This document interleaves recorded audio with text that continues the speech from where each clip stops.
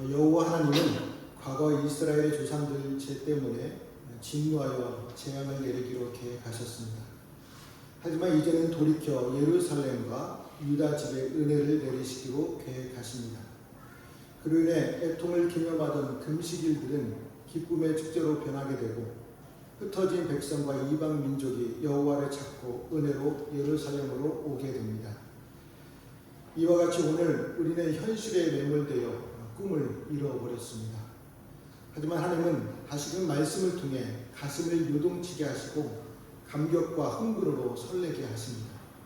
잠들어 있는 영혼을 깨어나게 하시고 예수님께서 시작하신 하나님의 나라의 꿈을 다시 품게 하신다고 말씀해 주십니다. 이스라엘은 하나님의 말씀에 귀를 막으며 불의한 삶을 살았습니다. 그래서 하나님께서 이스라엘 백성을 약속의 땅 가나안에서 쫓아내 여러 나라에 흩으셨습니다. 아름다운 약속의 땅은 황폐하게 내어버려 두셨습니다. 이스라엘 백성이 포로지에서 고통을 당하고 있었지만 하나님은 뜻을 돌이키지 않으셨습니다. 하지만 이제 하나님께서 그 뜻을 돌이켜 은혜를 베풀기로 계획하셨습니다. 그래서 백성들이 포로 생활에서 해방되어 다시 예루살렘으로 돌아올 수 있었던 것이죠. 하나님의 은혜가 있었기 때문에 백성들이 돌아올 수 있었습니다. 하나님이 먼저 돌이키셨기 때문에 이스라엘 또한 돌이킬 수 있었습니다. 하나님께서는 말로만 은혜를 베풀겠다고 하시지 않으셨습니다. 자신의 백성을 회복하시려는 열망이 너무 커서 내가 시온에 돌아와 예루살렘 가운데 거하겠다 약속해 주십니다. 예루살렘에 거하시면서 그곳을 진리의 성읍으로 여호와의 산의 성산으로 불려질 때까지 일하겠다고 말씀하셨습니다. 하나님의 일하심으로 파괴와 황폐의 거리가 다시 사람들로 넘치게 됩니다. 노인들은 근심 없이 앉아 천수를 누리게 되고 아이들은 활기차게 웃으며 뛰어놀게 됩니다. 그로 인해 예루살렘은 하나님께서 열방에서 데려온 사람들로 인해 가득하게 됩니다. 평화가 가득한 세계, 뛰노는 생명력으로 약동하는 세계, 걱정도 근심도 눈물도 아픔도 사라진 세계, 불의와 고통과 범죄가 사라지고 오로지 진리와 공의만 흐르는 세계가 우리가 고대하는 모습이 아닙니까? 이처럼 백성들은 하나님께서 은혜를 베풀어 주시기로 뜻하셨기에 다시 꿈꾸게 하셨습니다. 공상도 비현실적인 환영도 아닙니다. 하나님이 보이신 미래이고 그 능력으로 구체적으로 이루어지는 세계입니다. 그래서 우리는 불안과 안달로 꿈조차 잃고 살지 말아야 합니다. 주신 환상을 품고 그리며 다가오는 추운 겨울을 보내야 합니다. 왜 추운 겨울을 보내야 할까요? 약속이 이루어지려면 시간이 필요하고 인내가 요구되기 때문입니다. 하나님께서 은혜를 베풀어 주시겠다고 약속해 주시면 우리는 당장 그 약속이 금방 이루어질 거라고 생각됩니다. 하지만 하나님의 약속의 실현은 오랜 인내를 필요로 하는 경우가 더 많습니다. 하나님은 아브라함에게 하늘의 별과 같으며 해변의 모래와 같은 후순도를 약속하셨습니다. 그러나 이 약속은 무려 25년이 흘러서야 겨우 아브라함의 길을 이을 후손을 얻게 됩니다. 그것도 많은 후손들이 아니라 외아들을 얻게 되었습니다. 모세는 이스라엘을 애굽 땅에서 구출하여 가나안 땅으로 인도할 것이라는 약속을 받았습니다. 하지만 그 일은 애굽에서 나온 지 40년의 광야 생활을 거친 후에 이루어졌습니다. 또 다윗은 양을 치던 소년 시절 하나님의 선지자 사무엘에게 기름 부음을 받았습니다. 이스라엘의 목자로 세움을 받았지만 이후 30세가 되어서야 왕이 되었습니다. 평안히 앉아서 왕이 된 것이 아닙니다. 모든 고통의 세월을 겪어야 한 후에 왕이 되었습니다. 그것도 30세에는 헤브론에서 유다 지파를 중심하여 왕이 되었고 전 이스라엘의 왕이 된 것은 그로부터 7년 6개월이 지난 후였습니다. 우리가 이러한 사실을 알지 못하면 우리는 하나님의 약속을 의심하거나 좌절할 수 있습니다. 그래서 히브리서 기자는 10장 36절에서 분명합니다. 우리 10장 36절 같이 읽어보겠습니다. 너희에게 인내가 필요함은 너희가 하나님의 뜻을 행하는 후에 약속하신 것을 받기 위함이라. 그러니까 히브리서 기자는 우리가 하나님의 약속을 받기 위해 필요한 것이 무엇인지를 알려주고 있습니다. 바로 인내하며 하나님의 뜻을 행하는 것이라고 말해주고 있습니다. 우리가 하나님의 약속을 누리기를 원한다면 당장 그 약속이 실현되지 않는다고 해서 의심하지 말아야 합니다. 말씀하신 것이 더디게 이루어진 것처럼 보일 때일수록 말씀에 순종하며 인내해야 합니다. 그럴 때 하나님의 약속을 기쁨으로 온전히 누릴 수 있습니다. 하나님께서는 먼저 돌이키신 후에 백성들에게 변화를 기대하시죠. 어떤 변화를 기대하실까요? 우리 16절과 17절 말씀 같이 읽어보겠습니다. 너희가 행할 일은 이러하니라. 너희는 이웃과 더불어 진리를 말하며 너희의 성문에서 진실하고 화평한 재판을 베풀고 마음에 서로 해하기를 도모하지 말며 거짓 맹세를 좋아하지 말라. 이 모든 일은 내가 미워하는 것이니라. 여호와의 말입니다. 아멘. 하나님께서는 백성들에게 이웃과 더불어 진리를 말하고 진실과 평화의 재판을 베풀며 서로 거짓으로 해하지 않기를 바라셨습니다. 한마디로 하나님의 백성다운 거룩한 삶을 사는 것이었습니다. 하나님께서는 출애굽한 이스라엘 백성들이 가나안 땅에 정착하면서부터 이방 민들과 다르게 의로운 삶을 살기를 원하셨습니다. 하지만 백성들은 이 말씀을 무시하고 불의한 삶을 살다가 결국 약속의 땅에서 추방되어 포로로 끌려가게 됩니다. 이제 하나님께서 백성들을 포로로부터 해방하여 예루살렘으로 돌이키신 후에 다시 거룩한 삶을 요구하고 계신 것이죠. 하나님이 원하시는 것은 분명합니다. 잃어버린 언약 백성의 삶을 되찾는 것이었습니다. 하나님의 백성다운 모습을 갖추는 것이었습니다. 진리와 진실과 화평의 품성을 회복하고 정의와 사랑의 공동체를 형성하는 것이었습니다. 다시 기회를 주신 하나님의 은혜를 꽉 붙잡아야 합니다. 여러분, 개인과 공동체가 살아나는 길은 다른 길이 없습니다. 본질을 회복하는 것밖에 없습니다. 그 본질이 주님의 가르친 대로 사는 것이죠. 성령께서 주시는 말씀에 순종하여 태도와 마음가짐을 조정하고 바꾸고 실천해야 합니다. 거짓과 욕심과 악의를 버리고 정직과 진실, 정의와 사랑으로 살아야 합니다. 거짓에서 떠나 말과 행동을 일치시키고 마음을 다해 선과義를 행해야 합니다. 그러니까 요즘 사람들이 가짜 뉴스를 통해 특정 대상과 온갖 상황에 대해 공포나 혐오를 느끼게 하고 있습니다.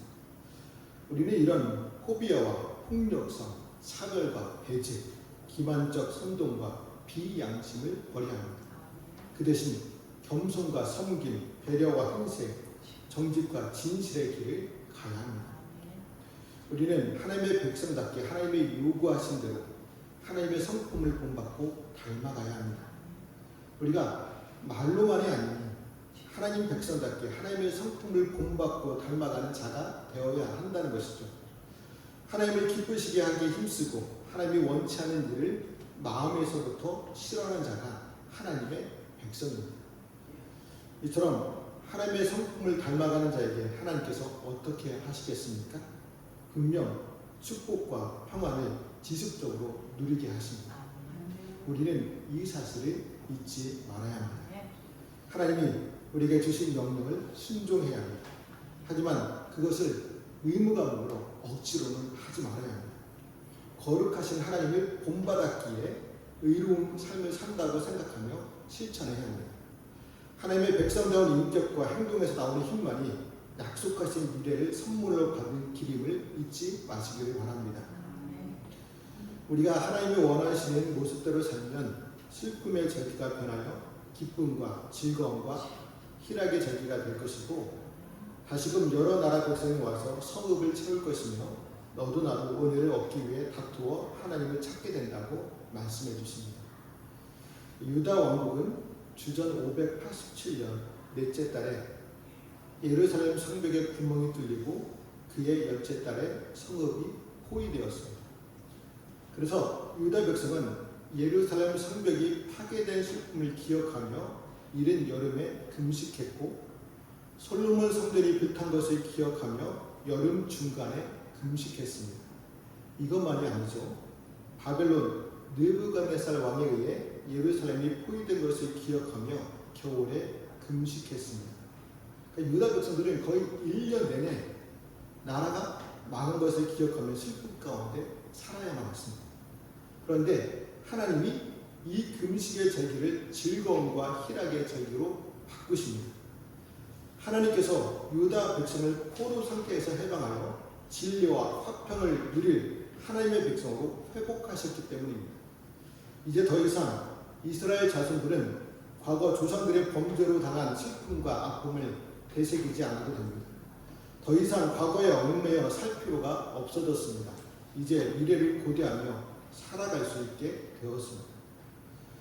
과거 포로 귀한 이스라엘 자손들에게 베풀어 주신 하나님의 약속과 은혜는 오늘 우리의 현실과도 연관이 있습니다. 우리는 과거 우리의 죄의 노예로 살며 죄책으로 죽을 운명에 처해 있었습니다. 우리 조상이 아담이 저지른 원죄로 사망의 슬픔을 두려워하며 살아야만 했습니다. 그래서 우리는 금식과 눈물, 탄식으로 절망적인 삶을 살아야만 했던 것이죠. 그러나 하나님은 우리의 암울한 현실을 불쌍히 여겨주셨죠. 그래서 구원자 예수 그리스도를 보내 과거 우리가 어떻게 해도 벗어날 수 없는 죄의 사실을 끊어주셨습니다. 미래의 절망에서도 구원하여 영광스러운 천국을 소망하게 하셨습니다. 이제 우리는 어떻게 살아야 할까요? 이스라엘 백성들이 그랬던 것처럼 더 이상 후회와 절망의 나날을 보낼 필요가 없습니다. 하나님의 구원을 감사하며 베풀어 주시는 은혜를 자랑하며 살아가야 합니다. 우리가 이러한 삶을 살 때 복음을 전하는 삶이 될 수 있습니다. 하나님께서 이스라엘을 회복하셨다는 소식을 듣고 많은 사람들이 어떻게 하였습니까? 우리 21절 말씀에 기록되어 있는데 같이 읽어보겠습니다. 이 성읍 주민이 저 성읍에 가서 이르기를 우리가 속히 가서 만군의 여호와를 찾고 여호와께 은혜를 구하자 하면 나도 가겠노라 하겠으며. 아멘. 하나님께서 이스라엘을 회복하셨다는 소식을 듣고 많은 사람들이 여호와를 찾고 은혜를 받으려 나도 가겠다라고 말하게 된다고 말씀하십니다. 그러니까 이스라엘 자손들이 바벨론 포로에서 해방되어 예루살렘으로 다시 돌아오는 것은 마치 출애굽 때에 이스라엘 백성이 애굽에서 해방되어 가나안 땅으로 돌아오는 것과 같습니다. 출애굽 때에도 많은 이방 민족이 출애굽 행렬에 동참하게 되었죠. 하나님께서 아브라함에게 주셨던 약속, 땅의 모든 족속이 너를 통하여 복을 받을 것이다 라는 말씀이 성취되었기 때문입니다. 그래서 바벨론 포로 해방은 제2의 출애굽 사건이라고 불리기도 합니다. 하나님은 이스라엘의 회복에 그치지 않으시고 온 열방을 구원할 계획을 갖고 계셨습니다. 하나님을 알고 싶다는 강의 요청이 쇄도하고 평양 대부흥의 역사가 재현되고 교회는 세상을 변화시킨 친송의 대상이 됩니다. 하나님의 백성들이 곳곳에서 세상을 선도하고 풍성케 하며 평화와 생명을 선물하게 됩니다. 이 얼마나 꿈같은 미래입니까? 이 얼마나 벅찬 장면입니까? 하지만 오늘의 교회는 주목받지 못한 지 오래되었습니다. 세상은 교회에 더 이상 기대할 것이 없다며 손살에 칩니다. 한국 교회의 미래가 어떨지 캄캄하고 슬프고 아픕니다. 그렇다고 포기하지 말아야겠죠. 이루어질 수 없는 미래로 치부하지 말아야 합니다. 불가능하다면 단념하지도 말아야 합니다. 새 예루살렘의 약속은 여전히 유효하기 때문입니다. 어느 시대라고 어려운 때가 없었겠습니까? 우리나라는 일제강점기와 6.25 전쟁으로 어려운 때가 있었습니다. 독일도 마찬가지였죠. 히틀러의 나치 정권으로 희망이 없었을 때가 있었습니다. 하지만 보네퍼 목사님은 어둠꾼인 히틀러 정권 아래서도 희망을 노래했습니다. 목사님은 독일에 대한 하나님의 회복을 바라보며 희망을 노래하면서 야코니아에게 편지를 써서 보냈습니다. 편지 내용의 일부분을 보면요, 어둠 속에서 가져오신 당신의 촛불 밝고 따뜻하게 타오르게 하시며 생명의 빛 칠흑 같은 밤에도 우리의 빛을 바라니 우리도 다시 하나 되게 하소서. 우리 가운데 깊은 고요가 임하며 보이지 않는 주님의 나라 확장되어 갈 때 모든 주님의 자녀들 목소리 높여 찬양하는 그 우렁찬 소리를 듣게 하소서라고 편지를 썼다고 합니다. 보네포 목사님은 이 편지를 마지막으로 제2차 대전이 종식되기 한 달을 앞둔 39세 나이로 교수형을 당했습니다.